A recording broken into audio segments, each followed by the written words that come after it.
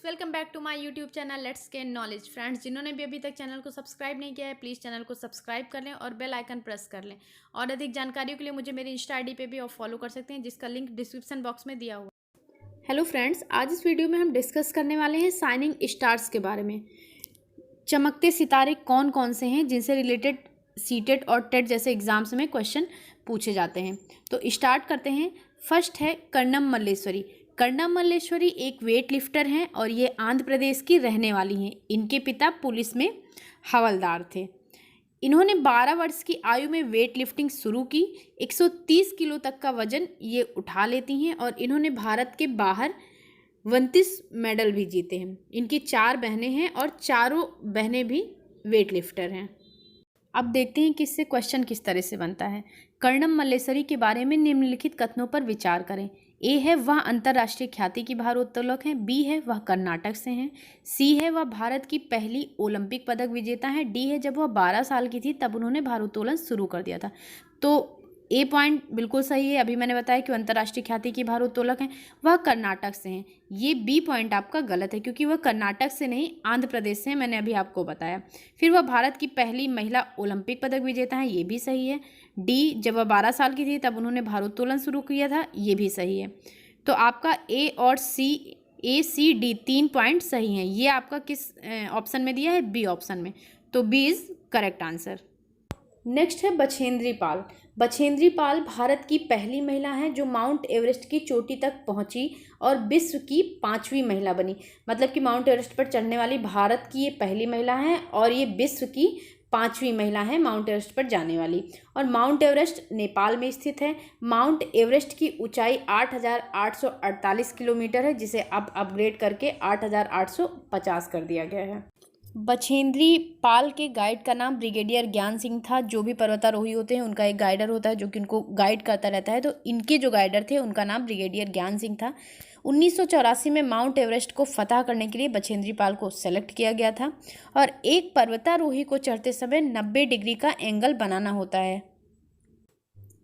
Bachendri Pal mount Everest की सबसे ऊंची चोटी, जिसे कि सागर माथा कहते हैं नेपाल में, सबसे ऊंची चोटी सागर माथा पर 23 मई 1984 में 1:07 पर पहुंची और वहां पर लगभग ये 45 मिनट तक रही।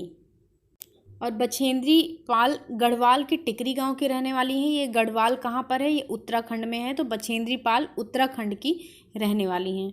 नेक्स्ट है सुनीता विलियम्स के बारे में। सुनीता विलियम्स को बचपन में खेल और तैराकी में बहुत रुचि थी, लेकिन बड़ी होकर वो हेलीकॉप्टर पायलट बन गई। सुनीता विलियम्स 6 महीने से अधिक समय अंतरिक्ष में रहने वाली महिला थी। अंतरिक्ष में लंबे समय तक जीवित रहने वाली महिला सुनीता विलियम्स हैं। अंतरिक्ष यान से सुनीता विलियम्स अंतरिक्ष में गईं, जहां से पृथ्वी बहुत ही अद्भुत और सुंदर दिखाई देती है। ऐसा सुनीता विलियम्स ने बताया। जब वो अंतरिक्ष से वापस आई तो उन्होंने कहा कि अंतरिक्ष से पृथ्वी बहुत सुंदर दिखाई देती है। पृथ्वी पर सिर्फ पृथ्वी 3 रंगों की दिखाई देती है, नीली, भूरी और हरी। जहाँ पर पानी है वहाँ पर नीला, जहाँ पर बंजर है वहाँ भूरी, जहाँ पर हरियाली है वो हरी भरी दिखाई देती है, ऐसा उन्होंने बताया। जब नील आर्मस्ट्रांग 20 जुलाई 1969 को चांद पर उतरे तब सुनीता विलियम्स 5 साल की थीं। चांद पर सबसे पहले पैर रखने वाले नील आर्मस्ट्रांग हैं और तब सुनीता विलियम्स 5 साल की थी। और जब सुनीता विलियम्स थोड़ा सा बड़ी होकर इनके बारे में इन्होंने जाना तब ये इनसे इंस्पायर हुई और ये भी अंतरिक्ष पर गई। नेक्स्ट है एक बुक है जिसका नाम है how we found the earth is round.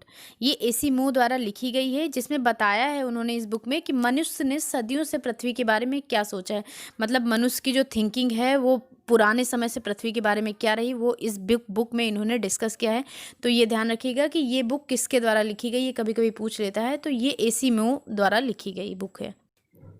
बच्चों ने सुनीता से सवाल पूछा, तुम क्या बनना चाहोगी? सुनीता ने कहा शिक्षक, ताकि मैं बता सकूं कि विज्ञान और गणित जीवन से कैसे संबंधित है।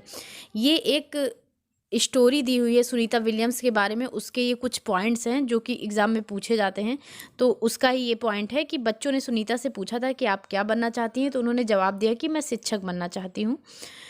तो ऐसे कभी कभी पूछ लेता है कि बच्चों ने सुनीता से क्या सवाल पूछा, तो ये उसी से रिलेटेड है। ये कुछ इंटरेस्टिंग फैक्ट्स हैं जो कि सुनीता विलियम्स ने अंतरिक्ष से आने के बाद बताया कि हम एक जगह टिककर तो बैठ ही नहीं सकते थे, यान में एक जगह दूसरी जगह तैरते हुए पहुंचते।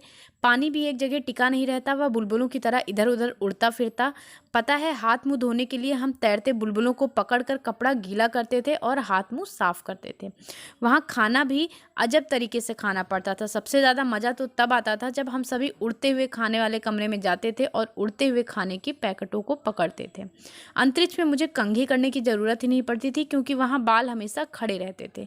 चल ना पाना, हर समय तैरते रहना और हर काम अलग तरीके से करना, यह सब करने की आदत डालना आसान नहीं था। एक जगह टिककर काम करना हो तो अपने आप को बेल्ट से बांधे रखना पड़ता था। कागज को भी ऐसे नहीं छोड़ सकते थे, उसे भी दीवार के साथ बांध कर रखना पड़ता था। अंतरिक्ष में रहना बहुत ही मज़ेदार था, मुश्किल भी था। तो ये सुनीता विलियम्स ने अपने कुछ अंतरिक्ष के बारे में अपने अनुभव बताए थे। ये देखिए, उन्होंने कुछ इमेज शेयर की हैं इसमें, जिसमें दिखा रहे हैं कि स्पेस के अंदर कैसे खाना उड़ रहा है और ये कैसे अंतरिक्ष में सुनीता विलियम्स हैं, वो बता रही हैं कि बाल खड़े रहते हैं, वहाँ पर कंघी करने की भी ज़रूरत नहीं होती। तो ये सारी चीज़ें कुछ इमेज में दिखाई गई हैं, आप देख सकते हैं। तो ये कुछ शाइनिंग स्टार्स के नाम थे जिनसे रिलेटेड क्वेश्चन एग्ज़ाम में पूछे जाते हैं। तो अगर आपको ये वीडियो अच्छी लगे तो प्लीज़ अपने फ्रेंड्स को ज़्यादा से ज़्यादा शेयर करिएगा और लाइक करिएगा।